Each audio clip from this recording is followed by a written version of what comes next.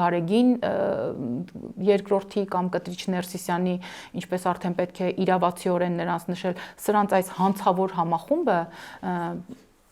շատ ծանր է նստել հայ ժողովրդի եւ հայոց պատմության զարգացման համար եւ հիմա երբ որ դուք ձեր նախորդ հարցում ասում եք այ ինչու են ժամանակ չէին արտահայտվում բայց հիմա արտահայտվում են դարձյալ մենք պետք է գնանք եւ պատասխանը հոկտեմբերի 27-ին որտեվ կա պայմանավորվածություն կա հստակ պայմանավորվածություն կա առևտուր բայց առևտուր ոչ թե իրար մեջ, այ առևտուր հայ ժողովրդի ճակատագրի եւ մեր պետության ճակատագրի համար։ Ես քեզ սա, դու ինձ սա։ Եվ այն ինչ տեսնում ենք հիմա, շատ պարզ տեսանելի է։ Եվ եթե ուշադիր լինեք,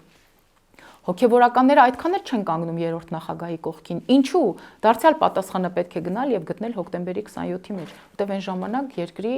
նախագահ Ռոբերտ Քոչարյանն էր եւ ըստ երևույթին առևտուրը նրանց մեջ էին։ Եվ երբ որ որոշ հոգեվորականներ, օրինակ, չեմ ուզում անունները շեշտել, անընդհատ ասում էին, որ մեզ տղամարդ առաջնորդ է պետք, էլի պետք է գնալ եւ պատասխանը գտնել հոկտեմբերի 27-ին։ Տղամարդ առաջնորդ ասելով ըստ երևույթին նրանք նկատի ունեն Հայաստանի Հանրապետության երկրորդ նախագահին, ում քաղաքականության, ում վարած քաղաքականությունը, եթե դնենք մեկ վերնագրի տակ, ապա կարող ենք ասել, որ դա հետեւյալներ չկա մարդ, չկա պրոբլեմ։